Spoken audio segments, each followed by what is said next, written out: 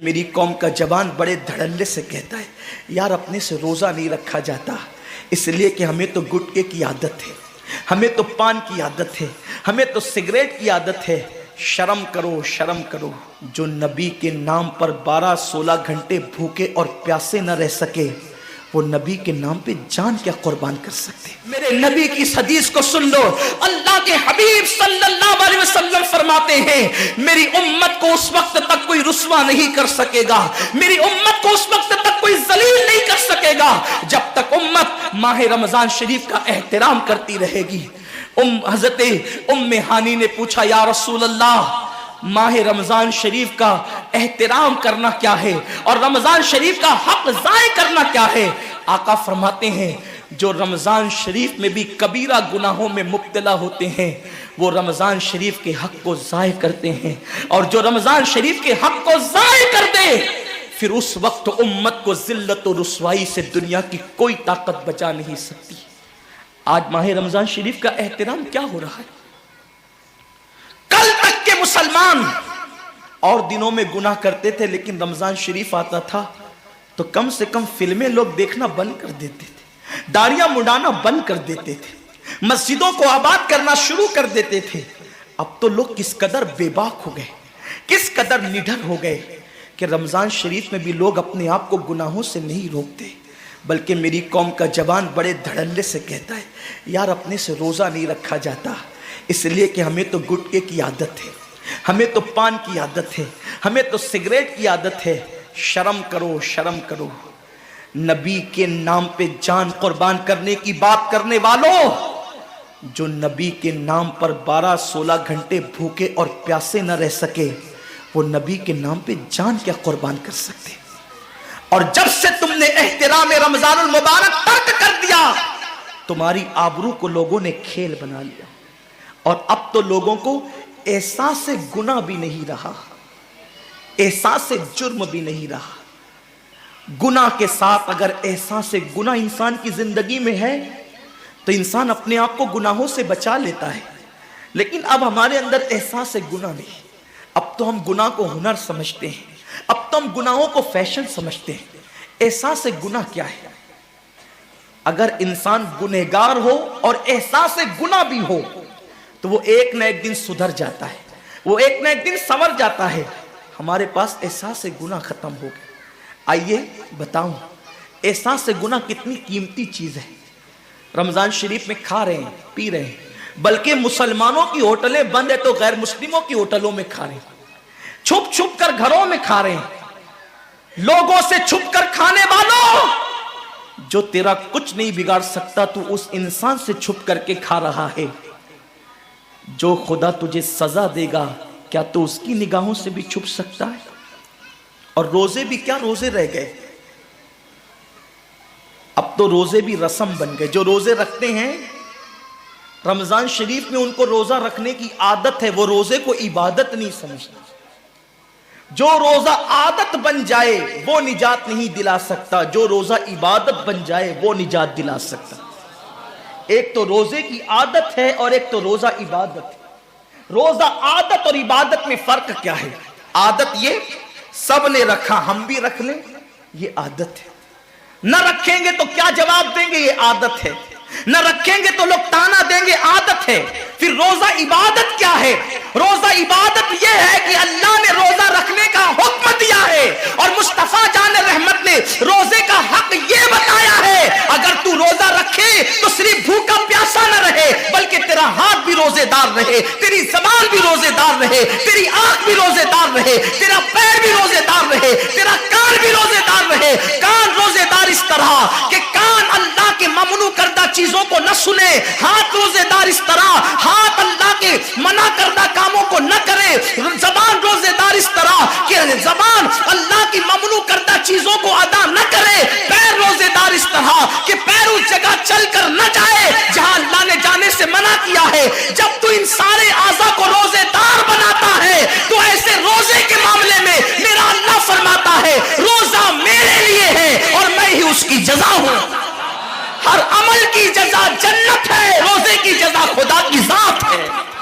اسی لیے آقا فرماتے ہیں روزے دار کو دو خوشی ہے، ایک تو افطار کے وقت، دوسرا لقائے رحمان کے وقت، خدا کی زیارت کے وقت۔ صحابہ نے پوچھا آقا ہم اللہ کی زیارت کیسے کریں گے؟ آقا فرماتے ہیں جیسے تم آسمان پہ چاند دیکھتے ہو بلا تمثیل، اسی طرح تم خدا کی زیارت کیا کرو گے۔ یہ روزے داروں کی شان ہے۔ آج کے روزے کیا ہے؟ جس میں جھگڑا، جس میں غیبت، جس میں چگلی، جس میں فساد۔ روزے کو عادت مت بناؤ، روزے کو عبادت بناؤ۔ احساس مٹ گیا، عبادتوں کا احساس مٹ گیا، گناہوں کا احساس ختم ہو گیا۔ جب تک کہ لوگوں میں گناہوں کا احساس زندہ تھا وہ عبادت کر کے بھی اللہ سے ڈرتے تھے، وہ عبادت کر کے بھی رب کی بارگاہ میں آنسو بہاتے تھے کہ مولا میں تو حق ادا نہ کر سکا۔ لیکن آج احساس نہیں ہے، اس لیے لوگ ہنستے ہنستے افطار کرتے ہیں۔ حالانکہ صحابہ کا معمول تھا جب افطار کا وقت آتا وہ ہاتھوں کو اٹھا کر کے روتے اور کہتے مولا روزہ تو چلا گیا لیکن روزے کا حق نہ ادا ہو سکا، آنسو بہاتے ڈرتے۔ لیکن آج ایسا کچھ بھی نہیں ہے، ہماری ساری نیتیں تو دسترخوان پہ لگی ہوتی ہے افطار کے وقت۔ آئیے ایک بات نکل آئی، احساس گناہ۔ کیا ہے احساس گناہ؟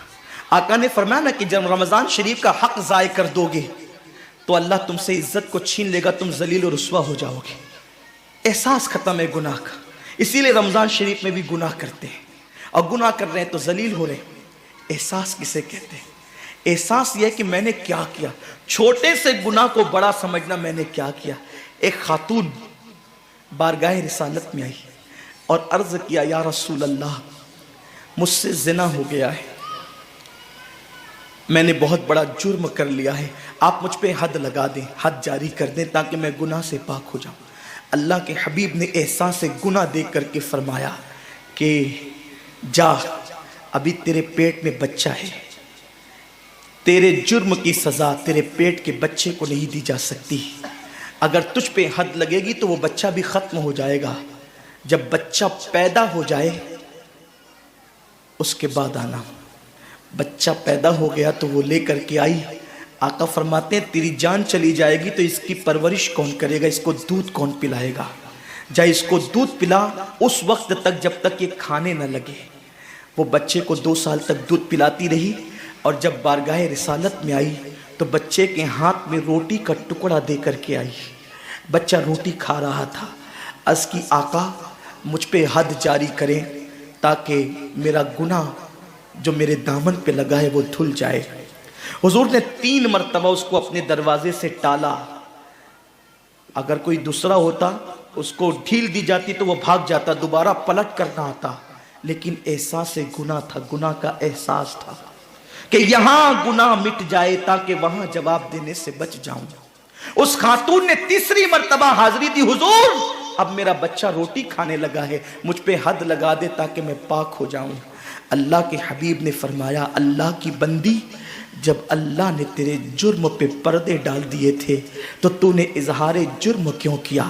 اب چونکہ تو جرم کا اظہار کر چکی ہے، اقبال گناہ کر چکی ہے، اب تجھ پہ حد لگائی جائے گی۔ اور اس کو سنگسار کر دیا گیا۔ جب وہ مر چکی اور اس کو دفن کر دیا گیا تو کسی نے کہا کتنی بدبخت تھی وہ عورت جس نے رسول پاک کے دور میں منہ کالا کیا۔ میرے نبی نے فرمایا تو اس کا گناہ دیکھتا ہے، تو اس کا احساس گناہ نہیں دیکھتا۔ اس نے ایسی توبہ کی ہے، اگر اس کی توبہ 70 جہنمیوں پہ تقسیم کی جاتی تو اللہ ان کو بھی جنت عطا فرما دیتا۔ آقا کریم صلی اللہ علیہ وسلم فرماتے ہیں جو رمضان شریف میں گناہ کبیرہ کرتے ہیں، اب گناہ کبیرہ کی بہت بڑی تعریف ہے، اس کو نہیں بیان کروں گا، لیکن جو گناہ کبیرہ بڑا گناہ کرتے ہیں، پہلی بات تو چونکہ میرا مسلک صوفیہ ہے، صوفیہ سے کسی نے پوچھا کہ گناہ بڑا کیا ہے؟ امام غزالی فرماتے ہیں نہ کوئی گناہ چھوٹا ہے نہ کوئی گناہ بڑا ہے، بات تو یہ ہے جس گناہ پر خدا تیری پکڑ کر لے وہی گناہ سب سے بڑا ہے، اور جس نیکی پر خدا تجھے بخش دے وہی نیکی سب سے بڑی ہے۔ کسی گناہ کو چھوٹا سمجھ کے مت کرو، پتہ نہیں وہ کس گناہ پہ ناراض ہو جائے۔ تو اللہ کے حبیب صلی اللہ علیہ وآلہ وسلم فرماتے ہیں جو رمضان شریف میں بڑا گناہ کبیرہ گناہ کرتے ہیں سال بھر تک فرشتے اس پہ لعنت کرتے رہتے ہیں، اور اگر اسی سال اس کو موت آ جائے، اسی سال جس نے ماہ رمضان میں گناہ کبیرہ کیا تھا، اس نے بڑا گناہ کیا تھا، اب بڑے بڑے گناہوں کو گنایا گیا، مثال کے طور پر کسی عورت پر غلط نیت سے نظر ڈالنا یہ گناہ کبیرہ ہے، جھوٹی قسم کھانا یہ گناہ کبیرہ ہے، ناپ تول میں کمی کرنا یہ گناہ کبیرہ ہے، کسی کو دیکھ کر اس کا مذاق اڑا کے دل دکھانا یہ گناہ کبیرہ ہے، کسی کی امانت میں خیانت کرنا یہ گناہ کبیرہ ہے، ماں باپ کا دل دکھانا یہ گناہ کبیرہ ہے، کفر کرنا یہ گناہ کبیرہ ہے، بلکہ اکبر الکبائر ہے۔ 70 کی فہرست امام سیوطی نے گنائی ہے، اور پھر 70 کی فہرست گنانے کے بعد فرماتے ہیں 70 پر یعنی 1 2 3 4 والا 70 نہیں، بلکہ اللہ کے حبیب نے یہاں جو 70 فرمایا ہے یہ 70 گنتی والا 70 نہیں ہے، بلکہ کثرت بتانے کے لیے 70 ہے۔ جیسے کہ ہم کہتے ہیں نا میں نے تجھے 50 بار سمجھایا تو نہیں مانا، میں 100 بار تیرے گھر آیا تو نہیں ملا، تو اس کا مطلب یہ نہیں کہ 99 کے بعد ایک جو ملا کر کے آتا ہے وہ 100 نہیں، گنتی کا 100 نہیں، یہاں 100 بتانا کثرت بتانے کے لیے ہے، یہاں 50 کہنا کثرت بتانے کے لیے ہے۔ تو اللہ کے حبیب فرماتے ہیں 70 بڑے گناہ ہیں، یعنی اتنی طویل تعداد میں اتنی کثرت سے ہے بڑے گناہ کہ تم ان کو شمار نہیں کر سکتے، بس اتنا کہ جس گناہ پہ خدا ناراض ہو جائے وہ بڑا گناہ۔ تو جس نے رمضان شریف میں قصدن بڑا گناہ کیا، قصدن، نماز کو چھوڑنا بھی گناہ کبیرہ ہے، نماز کو ترک کرنا بھی گناہ کبیرہ ہے۔ میرے آقا صلی اللہ علیہ وسلم کے دیوانوں، کھیل کود میں وقت کو ضائع کرنا، وقت کا ضیاع، یہ بھی گناہ کبیرہ ہے۔ آقا فرماتے ہیں جس نے رمضان شریف میں گناہ کبیرہ کیا، اس رمضان سے لے کر آنے والے رمضان شریف تک فرشتے اس پہ لعنت کرتے۔ یہ لعنت کیا ہے؟ لعنت سمجھتے ہیں؟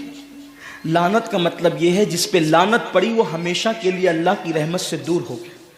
انسان کی لعنت کیا ہے؟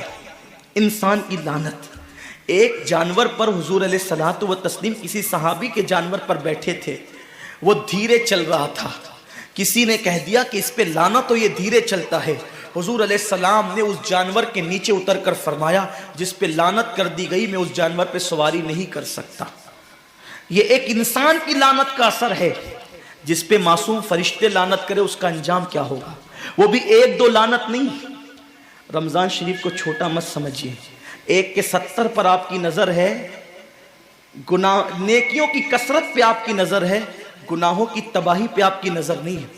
اللہ کے رسول صلی اللہ علیہ وسلم نے فرمایا جیسے ماہ رمضان شریف میں نیکیوں کا درجہ بڑھ جاتا ہے، ویسے ماہ رمضان شریف میں گناہوں کا بھی معاملہ بڑھ جاتا ہے۔ یعنی اگر رمضان شریف میں تم 1 گناہ کرو گے تو اور دنوں کے اندر جو گناہ کرتے تھے اب اس گناہ سے زیادہ تمہیں عذاب دیا جائے گا، کیونکہ آپ نے ماہ رمضان کی حرمت کو پامال کیا ہے، آپ نے ماہ رمضان شریف کی عزت کو پامال کیا ہے۔ تو سوچو انسان کی لعنت پڑے، یہ حال ہے۔ تو جس پہ فرشتوں کی وہ بھی 1 2 نہیں، پورے سال تک فرشتے لعنت کرتے ہیں، اور اللہ کے نبی صادق و مصدوق نبی نے فرمایا کہ اگر وہ اسی سال رمضان شریف آنے سے پہلے مر جائے تو اس کے پاس کوئی نیکی نہیں ہوگی جو اس کو جہنم کی آگ سے بچا سکے، اور اس کا ٹھکانہ تو جہنم ہی ہوگا۔